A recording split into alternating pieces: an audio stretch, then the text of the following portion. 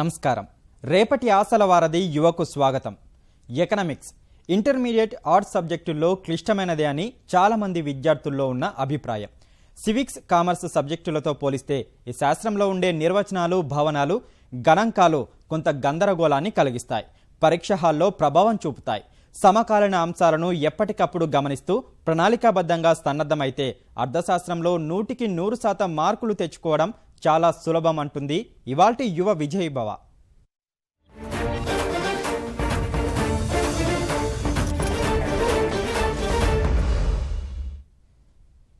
తరగతి గదిలో పాఠాలు వింటున్నా, అధ్యాపకులు చెబుతున్నా ఎకనామిక్స్ అంటే ఇంతేనా అనిపిస్తుంది. చదువుతుంటే చాలా సులభంగా కనిపిస్తుంది. తీరా పరీక్ష హాల్లో అడుగు పెట్టగానే అస్సలు సిసలు సవాలు పలకరిస్తుంది. 8 మార్కుల ప్రశ్నల నుంచి 2 మార్కుల ప్రశ్నల వరకు వేటికి ఎంత సమాధానం రాయాలో తెలియక తికమక పడుతుంటారు విద్యార్థులు. నిరంతర సాధన ద్వారా ఎలాంటి ప్రశ్నలకైనా సులభంగా సమాధానాలు రాయవచ్చు అంటున్నారు సీనియర్ ఎకనామిక్స్ అధ్యాపకులు. నా పేరు డేవిడ్ అండి. ఎకనామిక్స్ సబ్జెక్టుకి సంబంధించి ఇంటర్మీడియట్ విద్యార్థులకి ఫస్ట్ ఇయర్, సెకండ్ ఇయర్ సంబంధించిన ఎగ్జామినేషన్స్లో మరి ఏ విధమైనటువంటి క్వశ్చన్స్ రాయాలి, ఏ విధమైన మార్కులు తెచ్చుకోవాలి అనేటువంటి వాటి మీద ఒక అవగాహన కార్యక్రమం ఇప్పుడు మనం చేస్తున్నామండి. నమస్తే సార్, నా పేరు B Ramya Madhuri sir. Board of ఇంటర్మీడియట్లో క్వశ్చన్ పేపర్ యొక్క ప్యాటర్న్ ఎలా ఉంటుంది సార్? మంచి క్వశ్చన్ అడిగామా. బోర్డ్ ఆఫ్ ఇంటర్మీడియట్లో క్వశ్చన్ పేపర్ ప్యాటర్న్ వచ్చేసి ఫస్ట్ ఇయర్లో మరి 100 మార్కులకు పేపర్ ఇవ్వడం జరుగుతుందండి. 100 మార్కుల పేపర్లో 3 సెక్షన్స్గా దాన్ని డివైడ్ చేయడం జరుగుతుంది. మరి సెక్షన్ ఏలో అంటే ఫస్ట్ సెక్షన్లో సెక్షన్ ఏలో మరి లాంగ్ ఆన్సర్ క్వశ్చన్స్ ఇస్తారు. ఇందులో ఈ లాంగ్ ఆన్సర్ క్వశ్చన్స్ 5 ఇస్తారండి.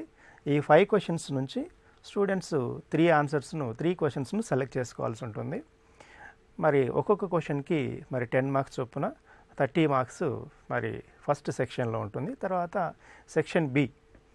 సెక్షన్ బిలో వచ్చేసి షార్ట్ ఆన్సర్ క్వశ్చన్స్ ఇస్తారమ్మా. ఈ షార్ట్ ఆన్సర్ క్వశ్చన్స్ మరి మొత్తంగా 12 క్వశ్చన్స్ ఇస్తారు. అందులో మరి దాంట్లో నుంచి స్టూడెంట్స్ 8 క్వశ్చన్స్ను సెలెక్ట్ చేసుకోవాల్సి ఉంటుంది. ఒక్కొక్క క్వశ్చన్కి 5 మార్క్స్ ఉంటాయి. టోటల్గా అందులో 40 మార్క్స్ ఉంటాయి. తర్వాత సెక్షన్ సి అండి.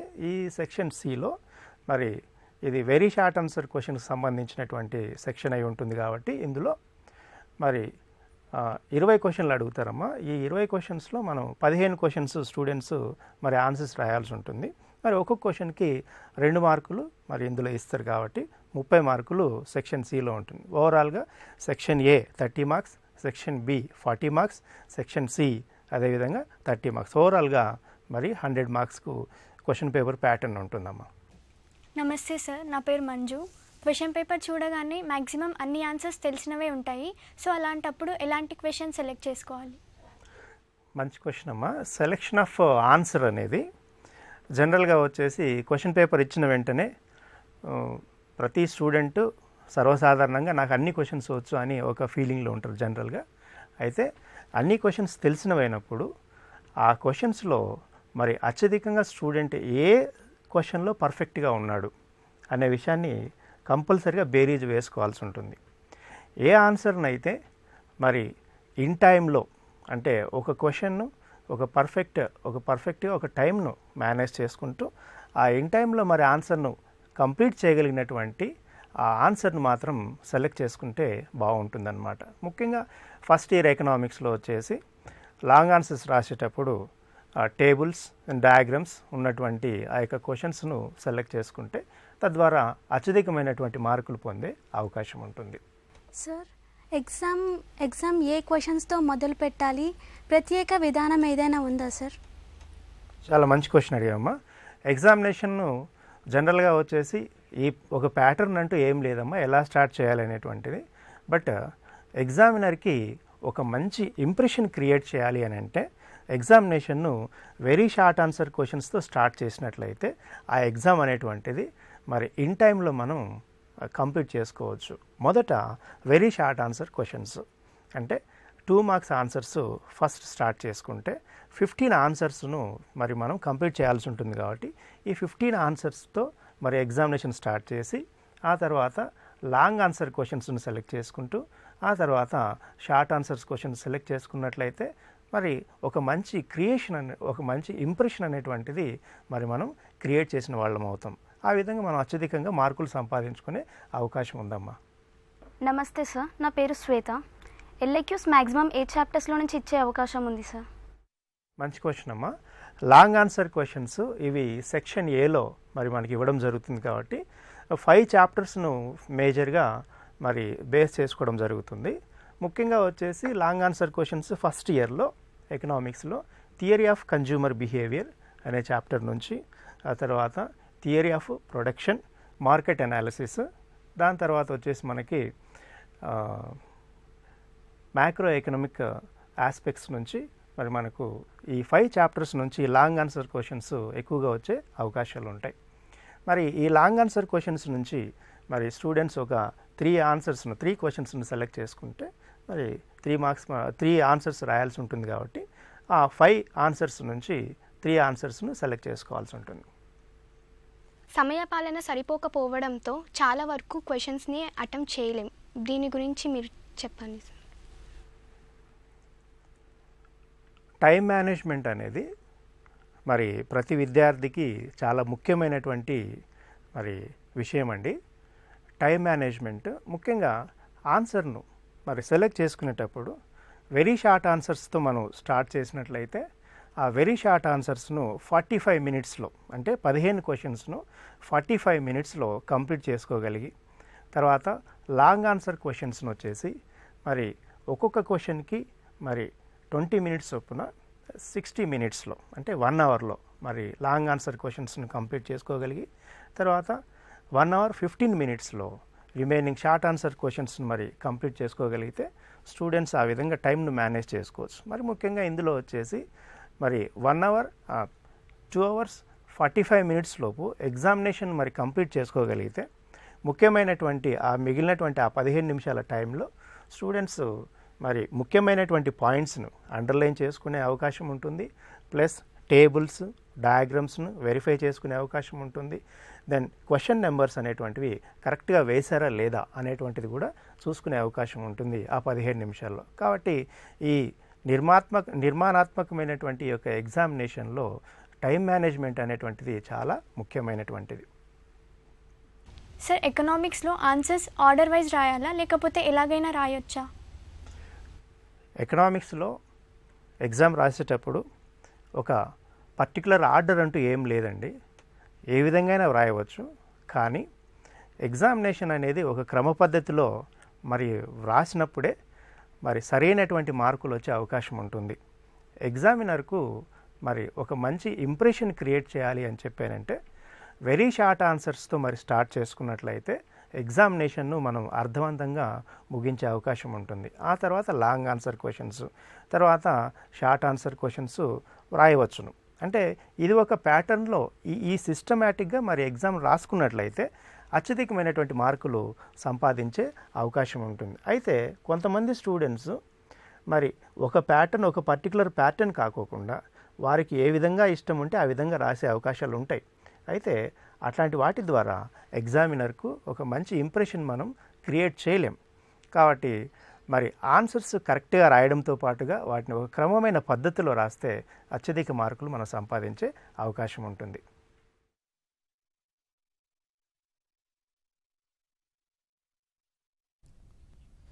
జాతీయ ఆదాయాన్ని ఎలా లెక్కిస్తారు? దేశ ఆర్థిక వ్యవస్థలో వ్యవసాయ రంగం ప్రాధాన్యత ఏమిటి? పారిశ్రామిక విప్లవం కారణంగా చోటు చేసుకునే లాభాలేంటి? వంటి లోతైన అంశాలు ఎకనామిక్స్ ద్వితీయ సంవత్సరం విద్యార్థుల్ని కలవరానికి గురి చేస్తుంటాయి. సిలబస్ ఎక్కువగా ఉందనే ఆందోళన చెందక ప్రధాన అంశాలను క్షుణ్ణంగా నేర్చుకోవడం ద్వారా ఎకనామిక్స్లో మంచి మార్కులు తెచ్చుకోవచ్చంటున్నారు సీనియర్ అధ్యాపకులు. సెకండ్ ఇయర్ ఎకనామిక్స్లో మరి క్వశ్చన్ పేపర్లో ఎలాంటి క్వశ్చన్స్ వస్తాయి, ఏ విధమైనటువంటి ఆన్సర్స్ వాటిని మరి స్టూడెంట్స్ ప్రిపేర్ చేయాల్సి ఉంటుంది అనే విషయం మీద డిస్కషన్ స్టార్ట్ అవుతుందండి. సార్, ఫస్ట్ ఇయర్ ఎకనామిక్స్ మొత్తం కాన్సెప్చువల్ బేసిస్ కాబట్టి మేము ప్రిపేర్ అవ్వడం కొంచెం ఈజీగా ఉండేది సార్. కానీ సెకండ్ ఇయర్ వచ్చేసరికి మొత్తం థియరిటికల్ అండ్ స్టాటిస్టికల్ డేటా మీద బేస్ అయింది. సో మేము ఎలా ప్రిపేర్ అవుతే 10 చాప్టర్స్ని కవర్ చేసుకోగలుగుతాం సార్? చాలా మంచి క్వశ్చన్ అండి. ఫస్ట్ ఇయర్ మొత్తం వచ్చేసి మైక్రో ఎకనామిక్స్, తర్వాత సెకండ్ ఇయర్ మ్యాక్రో ఎకనామిక్స్ మరి ఈ విధంగా ఉంటుంది. ఫస్ట్ ఇయర్ ఎకనామిక్స్ మొత్తం కాన్సెప్ట్స్కి సంబంధించి టేబుల్స్, డయాగ్రామ్స్, ఒక పర్ఫెక్ట్ డెఫినేషన్స్ అనేటువంటివి ఫస్ట్ ఇయర్ ఎకనామిక్స్లో ఉంటాయి. సెకండ్ ఇయర్ ఎకనామిక్స్కి వచ్చేపాటికి మొత్తం వచ్చేసి ఇండియన్ ఎకానమీకి సంబంధించినటువంటి చాప్టర్స్ ఉండడంతో మరి ఆ చాప్టర్స్ నుంచి ప్రతిదీ థియరీ పార్ట్ ఎక్కువగాను, ఆ తర్వాత స్టాటిస్టికల్ డేటా అనేటువంటిది మరి అనివార్యమై ఉంటుంది. ఇలాంటప్పుడు మరి స్టూడెంట్స్ ప్రిపరేషన్ ఎలా ప్రిపేర్ అవ్వాలి అనేటువంటిది చాలా ప్రాముఖ్యమైనటువంటి విషయం.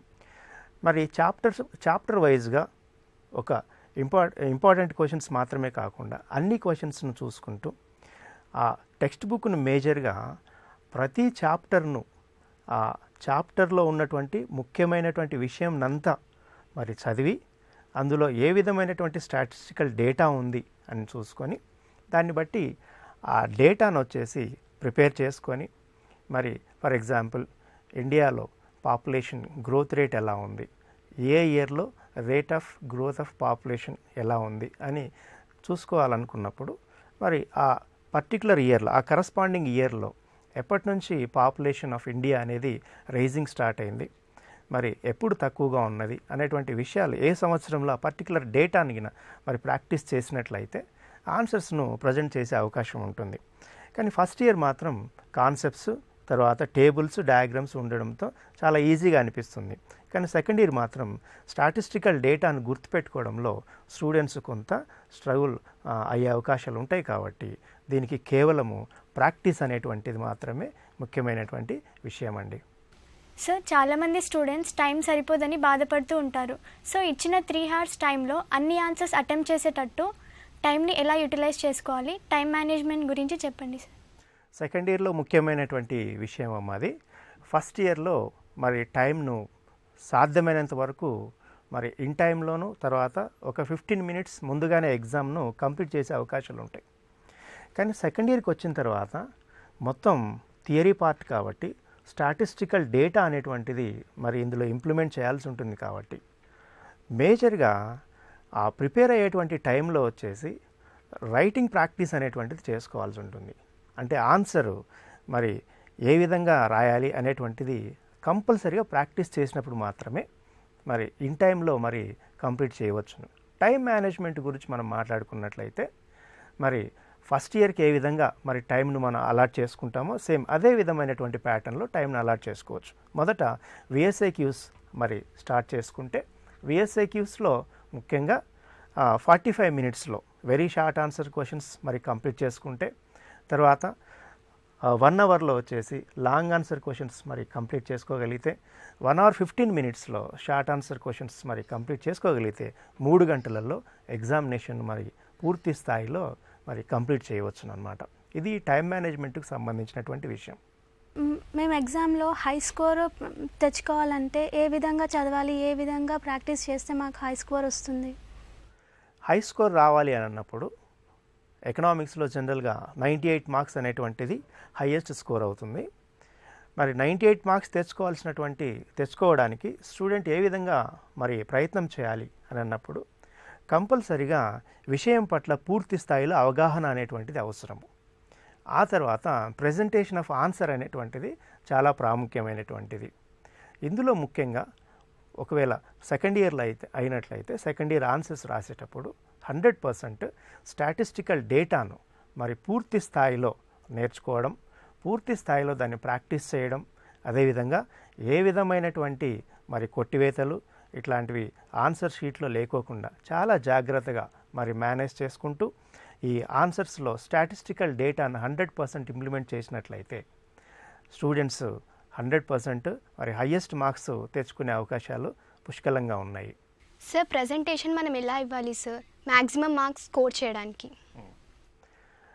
జనరల్గా వచ్చేసి ప్రజెంటేషన్ ఆఫ్ ఆన్సర్ అనేది అసలు మనల్ని ఏ విధమైన క్వశ్చన్ అడిగాడు అనే దాని మీద ఆధారపడి ఉంటుంది. ఫర్ ఎగ్జాంపుల్ లాంగ్ ఆన్సర్ క్వశ్చన్స్లో explain the characteristics of developing countries అనే క్వశ్చన్ అడిగినప్పుడు మనం కేవలం డెవలపింగ్ కంట్రీస్ యొక్క క్యారెక్టరిస్టిక్స్ రాస్తే సరిపోతుంది. అదే క్వశ్చన్ను explain the characteristics of developing countries with a special reference to India అని అడిగినప్పుడు క్యారెక్టరిస్టిక్స్ ఆఫ్ డెవలపింగ్ కంట్రీస్ రాస్తూ దాంతోపాటుగా ఒక పారాగ్రాఫ్లో క్యారెక్టరిస్టిక్స్ ఆఫ్ డెవలపింగ్ కంట్రీస్ రాస్తూ, ఫర్ ఎగ్జాంపుల్ లో పర్ క్యాపిటా ఇన్కమ్ అనే ఒక పాయింట్ మనం రాస్తున్నప్పుడు అండర్ డెవలప్డ్ కంట్రీస్లో లేదా డెవలపింగ్ కంట్రీస్లో పర్ క్యాపిటా ఇన్కమ్ ఎలా ఉంటుంది, ఆ పర్ క్యాపిటా ఇన్కమ్ అలా ఉన్నప్పుడు మరి ఇండియా యొక్క పర్ క్యాపిటా ఇన్కమ్ ఎంత ఉంది అనేటువంటి ఒక కంపారిటివ్ ఆన్సర్ అనేటువంటిది మనం రాసినట్లయితే, ఆ విధంగా ఒక్కొక్క క్వశ్చన్ ఏ విధంగా అడిగాడు, క్వశ్చన్ టు ఆన్సర్ అనేటువంటిది మరి మనం చేయగలిగినప్పుడు, తర్వాత ప్రజెంటేషన్ ఆఫ్ ఆన్సర్స్ పర్టికులర్గా వచ్చేసి ఒక పర్టికులర్ రూల్ ఫాలో అవుతున్నట్లయితే, అంటే వెరీ షార్ట్ ఆన్సర్స్, తర్వాత లాంగ్ ఆన్సర్స్, ఆ తర్వాత షార్ట్ ఆన్సర్స్, ఈ విధంగా ప్రిపేర్ చేసుకున్నట్లయితే స్టూడెంట్ అత్యధిక మార్కులు సంపాదించుకునే అవకాశం ఉంది. సార్ ఓవరాల్గా 10 చాప్టర్స్ ఉన్నాయి కదా సార్, అన్ని చాప్టర్స్కి ఈక్వల్ ఇంపార్టెన్స్ ఉందా? లేని సిచ్యువేషన్లో ఏ చాప్టర్కి ఎక్కువ ఇంపార్టెన్స్ ఉందో చెప్పండి సార్. మంచి క్వశ్చన్ అమ్మా. ఇది వెయిటేజ్కి సంబంధించినటువంటి క్వశ్చన్. ఇది జనరల్గా ప్రతి చాప్టర్ నుంచి ఆల్మోస్ట్ 2 to 3 మార్క్స్ వేరియేషన్తో ప్రతి చాప్టర్ నుంచి మనకు వెయిటేజ్ అనేటువంటిది ఉంది. జనరల్గా వచ్చేసి ఎక్కువ వెయిటేజ్ ఉన్నటువంటి చాప్టర్స్ మనకు కనిపించే వాటిల్లో మరి అగ్రికల్చర్ సెక్టార్ అనేటువంటిది ఎక్కువ వెయిటేజ్ ఉన్నటువంటి చాప్టర్గా మనకు తెలుస్తుంది, అంటే రిమైనింగ్ అన్ని చాప్టర్స్తో కంపేర్ చేసుకుంటే. ఆ తర్వాత లాంగ్ ఆన్సర్ క్వశ్చన్స్ వచ్చేటువంటి చాప్టర్స్ మీద మనం బాగా కాన్సన్ట్రేట్ చేయాల్సి ఉంటుంది. లాంగ్ ఆన్సర్ క్వశ్చన్స్ వచ్చేసి మనకి ఫస్ట్ చాప్టర్లోను, అంటే economic growth and economic development, తర్వాత సెకండ్ చాప్టర్ నుంచి, ఆ తర్వాత చాప్టర్ 3 నుంచి, తర్వాత చాప్టర్ 5 అండ్ చాప్టర్ 6, ఈ 5 చాప్టర్స్ నుంచి మనకు లాంగ్ ఆన్సర్ క్వశ్చన్స్ ఎక్కువగా వచ్చే అవకాశాలు ఉంటాయి. కాబట్టి వీటి మీద అత్యధికంగా కాన్సన్ట్రేట్ చేసినట్లయితే మరి పూర్తి స్థాయిలో మరి ముఖ్యంగా చాప్టర్ వైజ్ ఉన్నటువంటి అవగాహన అనేటువంటిది మరి విద్యార్థికి అవసరం.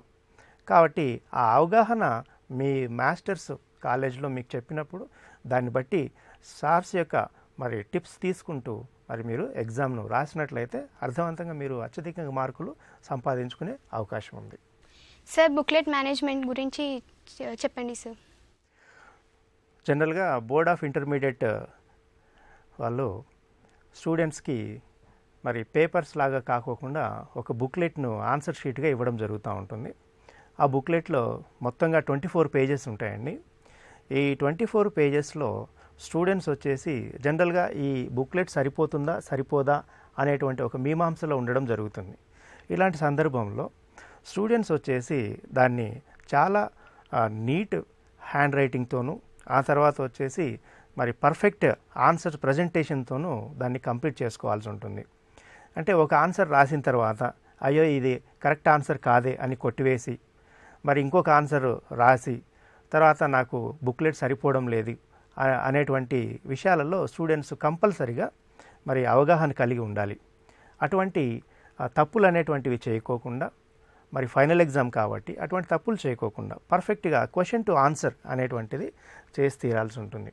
అదేవిధంగా బుక్లెట్ను మేనేజ్ చేసుకునేటప్పుడు స్టూడెంట్స్ ఒక 3 రకాలైనటువంటి మరి రైటింగ్స్ అనేటువంటివి కలిగి ఉంటారండి.